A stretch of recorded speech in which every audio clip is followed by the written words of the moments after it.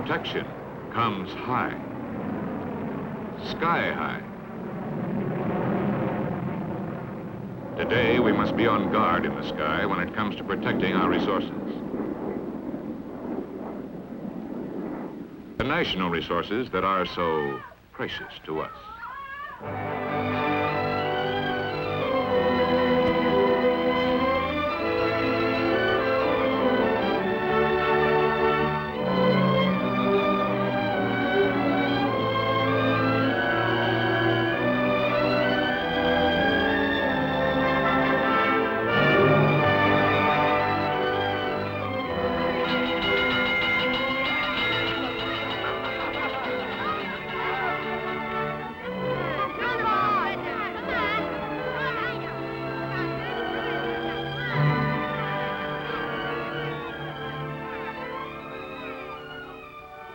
The offensive weapons of tomorrow are here today. Supersonic, super destructive,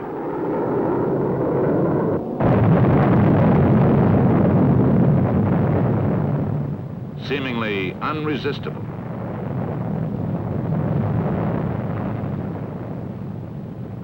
To protect the future of America, the defense techniques of tomorrow had to be discovered now. They were discovered in electronics. That is how SAGE and bursting computers into military service. Electronics for combat use means new concepts, new tools, new weapons. You are listening to the heartbeat of the SAGE computer.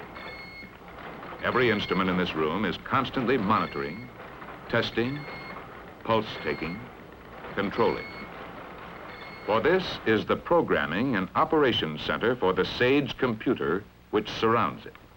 To it come continuous streams of data, which it continuously absorbs and stores on magnetic drums, tapes, and cores.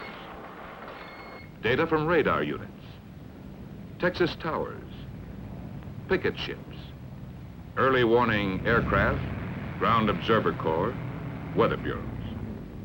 To say nothing of up-to-the-minute data on all regularly scheduled commercial air flights. It also packs away information as to the number, location, and characteristics of all military craft, all anti-aircraft guns, all defensive missiles in the area. And this computer is on the job around the clock with 24-hour-a-day reliability. It is really two computers, but only one is operating the system. The other, with the same vast memory, performs as a slave, checking calculations and results, ready to take over in a matter of seconds should the master computer falter. All this is housed in one of the new headquarters of computer defense, one of the direction centers of what the Air Force calls SAGE.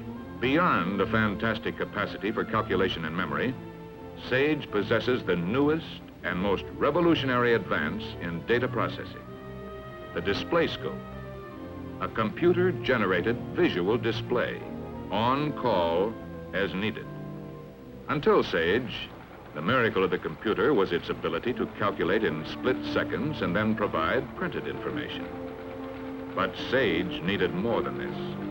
For the lightning shifts of air battle, the Air Force requested from IBM a computer capable of translating volumes of changing data into a continuous flow of interpretations which could be understood at a glance.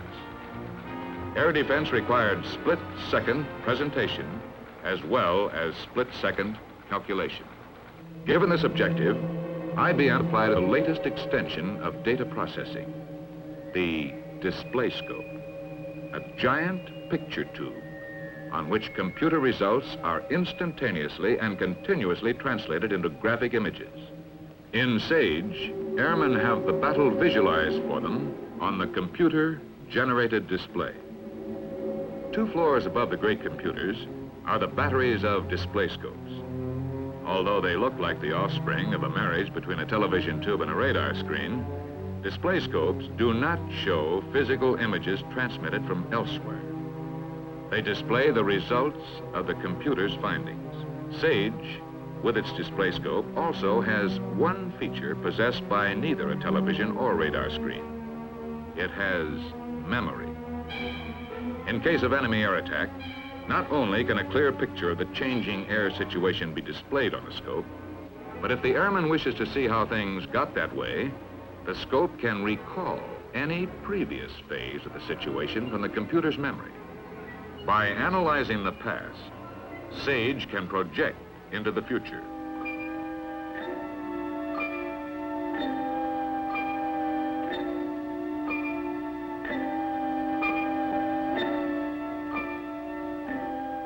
The computer can furnish information on the countermeasures available so that the officer in charge can make his choice as to when and where to fight.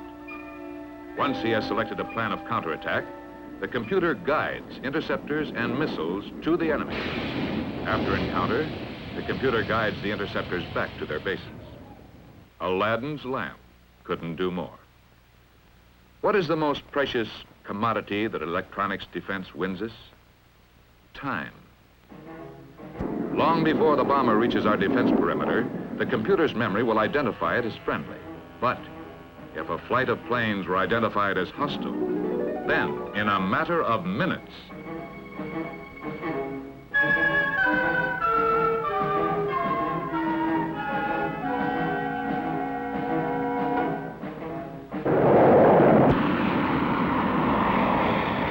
time is everything.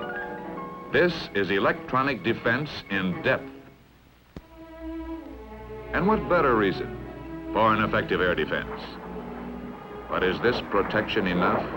Here is protection too.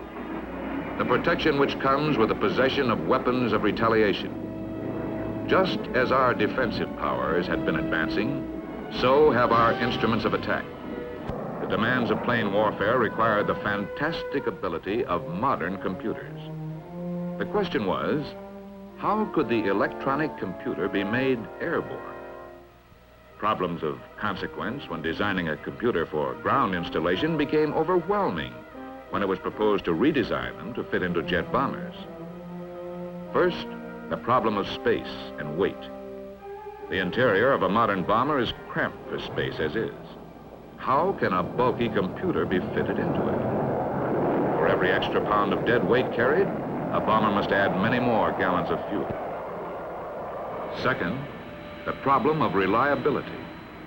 Could a computer be designed to withstand all the stresses of flight? Weather, climate, turbulence. Third, maintenance. Could a computer be designed for easy ground and air maintenance? These and other problems were all finally solved by unique design and by employing the basic principle of modular construction.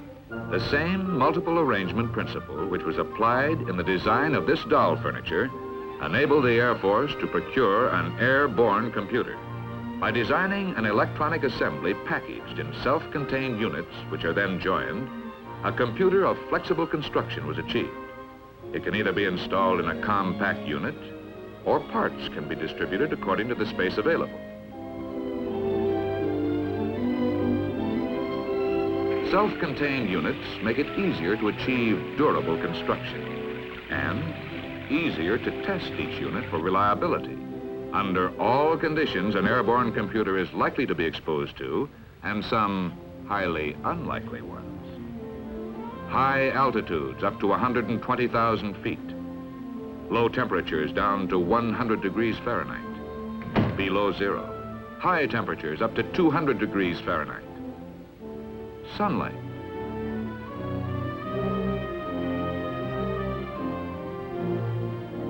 And rain tests.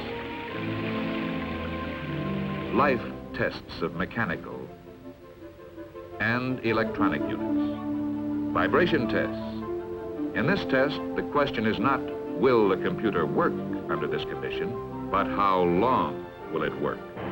Once the continued capabilities of the airborne computer were established, there was only one other major obstacle: field maintenance. To solve this problem, IBM drew on its commercial experience. It converted its control panels to military use. In order to test a unit of an airborne computer, the technician merely selects the proper control panel. He then plugs the units into the test equipment, and the signal lights tell him whether the units are working or not. This puts testing computer units in the same class as testing light bulbs. Today, the airborne computer is no longer a theory, nor an experiment. It's a fact, tested, functioning, practical, and restricted. It has gone into production under the label BRAIN, bombing, radar, navigation equipment. A new plant is being rushed to completion in Owego, New York, to boost its output. Here is a scale model of a B-52 showing the relative locations of BRAIN equipment. The rest of the system, computers, periscope, and screen, are designed to take up a minimum of space and to give a maximum of use.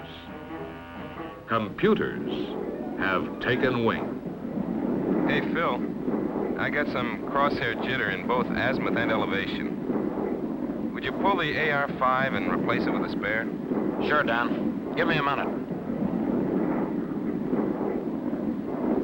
It'll only be a second more. Yeah, I think I got it now. Okay, the amplifier's replaced. How's the jitter? Settle down. Yeah, it's okay now. Thanks, Phil.